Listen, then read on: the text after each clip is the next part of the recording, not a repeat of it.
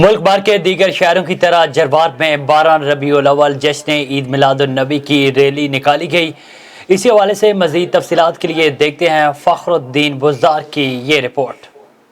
भर के दीगर शहरों की तरह 12 रबीउल अव्वल जश्न ईद उल मिलादुल नबी की रैली इस साल भी यारुलुंड से निकली है। ये रैली यारुलुंड लिंक रोड से होकर जरवार पहुंचेगी। जरवार लिंक रोड से गड़ी चाकर लिंक रोड से और छोटे बड़े शहरों से होकर मीरपुर माथेलो पहुंचेगी। मीरपुर माथेलो के बाद दाद लगारी और दाद लगारी लिंक रोड से होता हुआ गड़ी चाकर इख्तिताम पजीर होगी। रैली की क़यादत गड़ी चाकर के दरगाह नगरा महमूदाबाद के गादी नशीद सैयद तौफीक अहमद शाह बुखारी कर रहे हैं। दूसरी जानब अगर बात की जाए सिक्योरिटी की तो यारुलुंड पुलिस और जरवार पुलिस के जवान ड्यूटी के फराज अंजाम दे रहे हैं। Camera team camera Fakhruddin Buzdar, A1 TV news जरवार।